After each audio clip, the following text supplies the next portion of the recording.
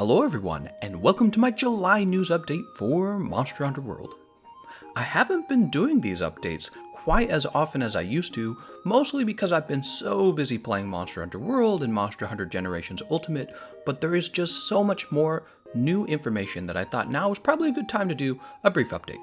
I'm going to do a rundown on what we know is confirmed for Iceborn. After that, I want to talk about the upcoming Monster Hunter movie, and finally, I'm going to be talking about the event schedule since we now know when the next festival is going to be starting. I'll also be explaining everything you'll want to get done during the festival, so be sure to stick around for that part at the end. Starting with Iceborn news, we just got a new Glavenus trailer and developer diary, and a whole bunch of monsters have been confirmed. We already knew about Bonboro, Beatodas, Nargacuga, and Velkhana. Then Capcom eventually revealed Tigrex and Glavenus, and from there we've learned that we're also getting Bariath, which uses the same skeleton as Nargacuga and Tigrex, so this wasn't really a surprise, but it is a nice monster, and the new Glavenus trailer just showed us that we're getting two subspecies. One is like a lightning Anjanath called Fulgur Anjanath, and the other is a dragon Odogaron called Ebony Odogaron.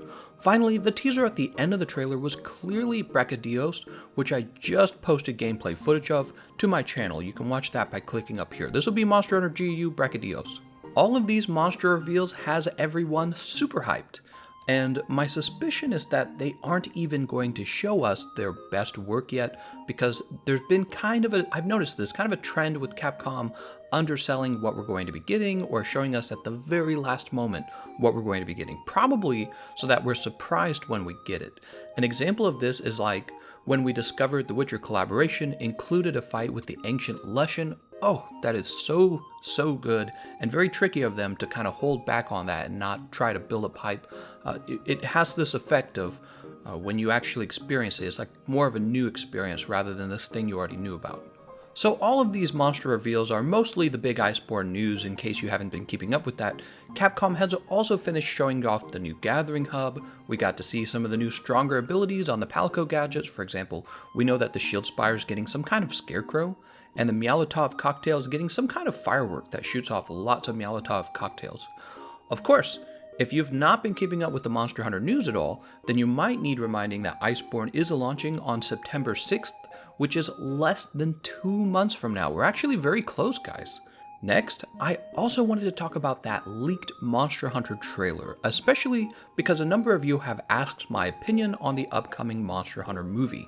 So, a long time ago, I did watch the first Resident Evil movie, remember that? And honestly, I thought it was a pretty obvious, low-budget B-movie. And that movie was made by the same director who is now working on the Monster Hunter movie. So I've kind of kept my eye on this since I first heard about it, because I'm curious if it's time for me to reevaluate his work. But so far, I'm just not that impressed with what I'm seeing. Let me explain. One of the main problems I have with the Monster Hunter movie is that it's almost too much, like the problem you see with another movie coming out, the Sonic movie, where instead of just focusing on the well-established world of the game franchise, somehow the United States military is involved, and it becomes a what if we were in their world kind of movie. So right off the bat, I feel like the plot cheapens the movie and the lore and the universe, right? Because there's already just too many movies that are basically some kind of military being thrown into another universe, like Stargate or Avatar or whatever, right? There's a ton of them. It's a very tired plot device. It's not original at all. It happens way too often. Really, Monster Hunter should have been like Star Wars or Lord of the Rings and had its own universe, right? Humans and Earth are not there, and we aren't comparing these worlds, right? That would be nice. I like that. But they didn't do that, and right off the bat, I disagree with that. Alright, but that's my complaint about the plot. What about the trailer, the leaked trailer? I felt that even the trailer wasn't that promising because it doesn't really reveal a rich story that's going to be told. It's mostly just about a computer-rendered image of Diablos and Rathalos as far as I can tell, as well as a few characters getting ready to fight them with weapons. You know, we saw the handler for a minute and I was like, oh look, it's the handler. Yeah, and that's about it, right? It didn't really give much at all. So I get that the whole point of the Monster Hunter video game is that it's just supposed to be a big violent fight with the monsters. However, A movie is supposed to be about the storytelling, so a few great action scenes are going to be needed, especially depending on what kind of movie you're doing, but really, we should be drawn into the emotional conflict and character arcs that are going to be developed in the movie, right? Like, is there a moral to the story? Is there a character that's super underdeveloped, and the point is that the character is going to become developed, right? That's what a movie is supposed to be about, is what movies used to be about. The violence and the 3D rendered, whatever, shouldn't be the primary selling point unless you were making, I don't know, a B movie, right? And of course, there are rare exceptions to this, like the recent Mad Max movie, which was almost purely driven by violent action scenes and visuals, but even in that case, Mad Max is carried by extremely stunning visuals, and the violence is actually kind of fun somehow, whereas this trailer didn't really promise either of those things. So right now, I'd say the movie is looking and sounding kind of bad. Don't worry, I'll of course reserve my final judgment for when the movie's actually released. I have to say though, it's going to suck if it doesn't do well, because one of the things Monster Hunter could really use right now is an emotionally gripping story, and a movie would have been a perfect vehicle for this. Alright, and now it is time to move on to talking about the event schedule, right? This is about what's going on in the base game, what can I actually play when I turn on my console. The big news is that on July 25th, all of the seasonal festivals are coming back. Not at the same time. Basically, we're going to get 1 week of each of the festivals, and this will give you a chance to unlock all the seasonal armor and all the seasonal layered armor. Here's the order that you'll be getting the festivals. It's going to start with spring, then summer, autumn, and finally, in week 5, we have the Appreciation Festival. So I recommend finishing your layered armor sets if you haven't already done this. Now that's all starting 2 weeks from now. This week we have the Ancient Lesson on the PlayStation. On the Xbox, on the PC, we have Arch-Tempered Teostra, who's also pretty good. He gives you, the Teostra Gamma armor set. That's one of the most meta sets in the game because it gives you Master's Touch. Then, a week from now, PlayStation and Xbox will have Arch-Tempered Lunastra and Arch-Tempered Nergigante, while the PC will have Tempered Devil Joe, Arch-Tempered Kushala Daora, and Arch-Tempered Nergigante. So the next 2 weeks we'll have plenty to do, and then the festivals begin. It's actually really nice of Capcom to be doing this with the rotating events because it gives everyone a chance to finish out what they haven't already done before Iceborn launches, right? We're going to be kept busy with the festival, it's all going to be available, and then Iceborn plops out, right? Now let's talk about the event quest rewards. Obviously, one of the issues here is that there's a very good chance none of these rewards will even matter that much after Iceborn launches, so what I recommend is playing the game for fun and not worrying about the rewards quite as much this time. For example, if you never defeated Ancient Lesson, or Arch-Tempered Nergigante, or the Extreme Behemoth, this is your chance to get out there and do it using the base armor and not really having anyone cheat or make it easier, right? Just get it done with the base armor and say you did it with the base armor. That's my opinion. Now, on the other hand, there's always a chance that Capcom decides to let us upgrade some of our old weapons or some of our old armor. Besides that, there's still a month and a half left of the base game to play anyways, so it's not like these rewards are totally irrelevant. And on top of that, I'm pretty sure your items still matter, your meal vouchers are still going to matter, and probably your decorations. We'll talk more about that. So starting with Kulve-Taroth, she is easily the most rewarding fight in the game. She's also not that difficult in my opinion. If you want to join a good and efficient Kulve-Taroth lobby, be sure to join my Discord server. We have nearly 13,000 members, and one of the most popular uses of our server is to host Kulve-Taroth and Behemoth lobbies. There's a link in the description of the video that you can click on to join. Kulve-Taroth gives out Tareth and Kiar weapons, many of them being the current weapon meta. Her Gamma Coil is also very nice, and her old beta set of armor it still gets used in some niche cases, so it's nice as well.